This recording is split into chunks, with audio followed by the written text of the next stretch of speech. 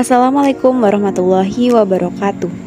Sebelumnya di sini saya akan menjelaskan materi mengenai teori pendugaan statistik dengan dosen pengampu Dr. Alphonse Satrianto, SEME, untuk melengkapi tugas statistika lanjutan.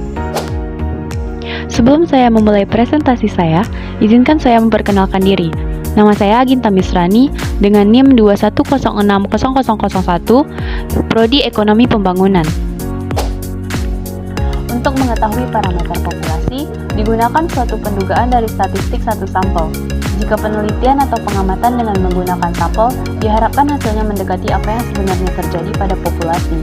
Untuk mencapai tujuan bagaimana pendugaan tersebut mendekati kebenaran, statistika induktif mengembangkan teori pendugaan dan pengujian hipotesis. Teori pendugaan adalah suatu proses dengan menggunakan statistik sampel untuk menduga parameter populasi, sedangkan pengujian hipotesis adalah proses untuk memutuskan apakah hasil dugaan tersebut diterima atau ditolak. Selanjutnya yaitu jenis-jenis teori pendugaan. Teori pendugaan dapat dibagi dua, yaitu pendugaan titik yang menggunakan nilai tunggal untuk menduga nilai populasi, dan pendugaan interval, yaitu satu interval di mana parameter populasi diharapkan berbeda. Pendugaan titik parameter populasi adalah seluruh proses dengan menggunakan statistik sampel untuk menduga parameter yang tidak diketahui. Suatu pendugaan adalah pendugaan yang terdiri dari satu nilai saja yang digunakan untuk menduga parameter. Selanjutnya yaitu sifat-sifat penduga. Penduga yang baik adalah penduga yang mendekati nilai parameter sebenarnya. Sifat yang pertama yaitu tidak bias. Penduga titik dikatakan tidak bias jika di dalam sampel random yang berasal dari populasi rata-rata atau nilai harapan dari statistik sampel sama dengan parameter populasi atau dapat dilambangkan dengan E. Yang kedua yaitu efisien. Penduga yang efisien adalah penduga yang tidak bias dan mempunyai varian yang paling kecil dari penduga-penduga lainnya jika ada dua penduga yang tidak biasa. Sifat yang ketiga yaitu konsisten.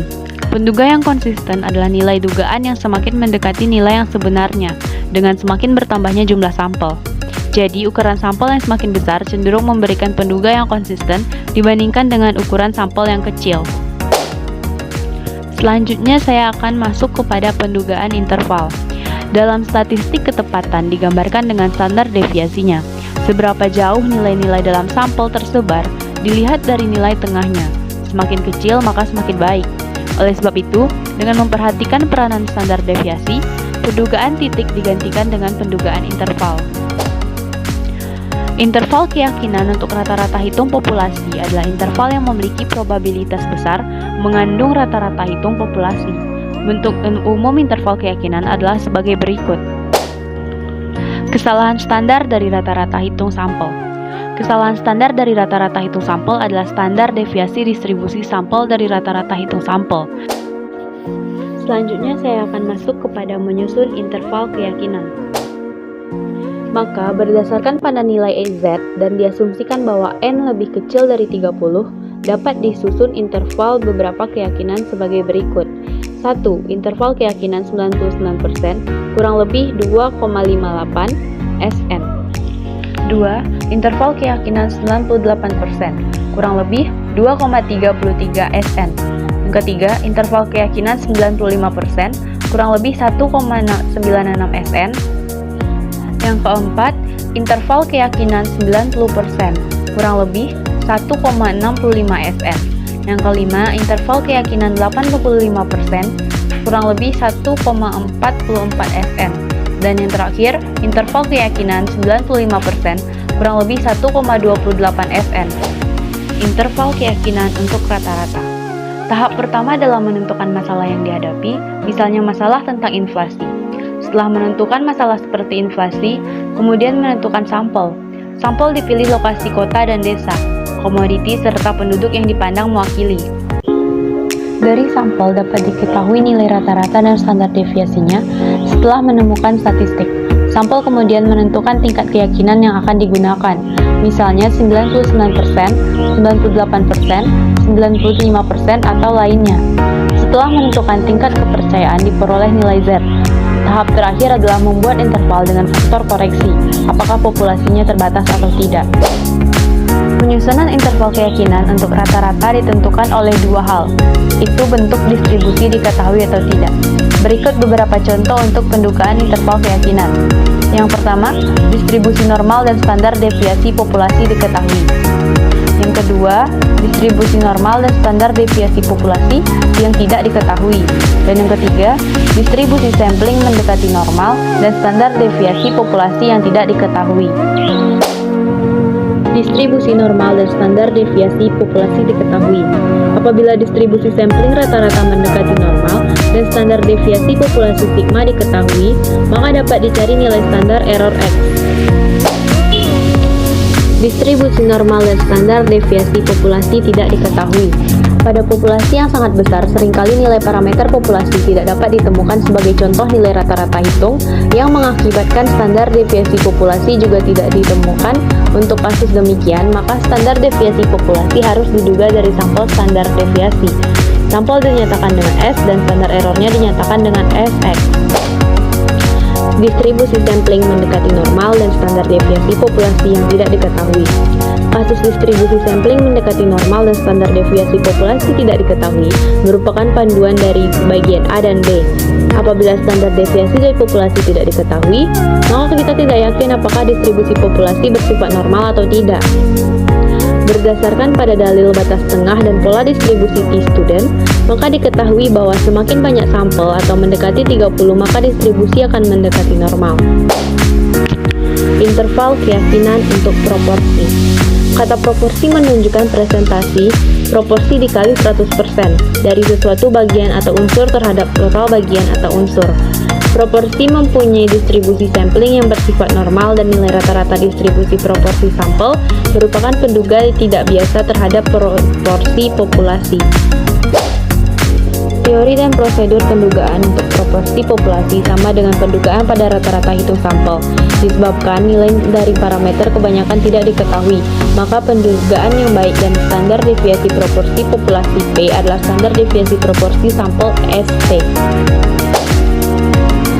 Interval keyakinan selisih rata-rata dan proporsi.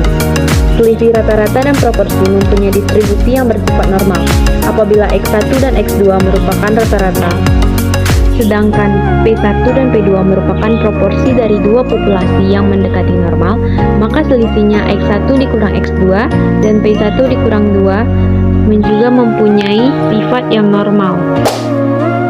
Pengertian hipotesis dan pengujian hipotesis. Good dan Skates tahun 1954 pernah menyatakan bahwa hipotesis adalah sebuah dugaan atau referensi yang dirumuskan serta diterima untuk sementara yang dapat menerapkan fakta-fakta yang diamati dan digunakan sebagai petunjuk dalam pengambilan keputusan. Menurut Nasir, pada tahun 1988, hipotesis yang baik mempunyai ciri-ciri sebagai berikut. A. Menyatakan hubungan. B. Sesuai dengan fakta. C. Sederhana dan dapat diuji. D. Dapat menerangkan fakta dengan baik. Berikut beberapa contoh hipotesis atau pernyataan yang dibuat untuk menggambarkan suatu parameter. A. Rata-rata hasil investasi di reksadana sebesar 26% per tahun. B. Rata-rata produksi TV di PT LG Elektronik pada tahun 2007 mencapai 90.000 unit per bulan. C. Penghasilan fee-based income perbankan asing lebih besar dari perbankan lokal. D. Proporsi pria dan wanita yang menyukai penampilan artis Dewi Persik adalah sama. E. Harga mangga berpengaruh negatif terhadap permintaan produk mangga. Berikutnya kita akan membahas pengujian hipotesis. Pengujian hipotesis adalah prosedur yang didasarkan pada bukti sampel yang dipakai untuk menentukan apakah hipotesis merupakan suatu pernyataan yang wajar dan oleh karenanya tidak ditolak, atau hipotesis tersebut tidak wajar dan oleh karena itu harus ditolak. Prosedur pengujian hipotesis. Pengujian yang dimaksudkan untuk memutuskan apakah akan menerima atau menolak hipotesis berdasarkan data yang diperoleh dari sampel. Prosedur tersebut dapat digambarkan sebagai berikut. Langkah 1. Merumuskan hipotesis. Langkah 2. Menentukan taraf nyata. Langkah 3. Menunjukkan uji statistik. Langkah 4. Menentukan daerah keputusan. Dan yang kelima itu mengambil keputusan. Sekian presentasi saya mengenai teori pendugaan statistik. untuk melengkapi tugas mata kuliah statistika lanjutan. Maaf jika ada kesalahan. Saya sudahi. Assalamualaikum warahmatullahi wabarakatuh.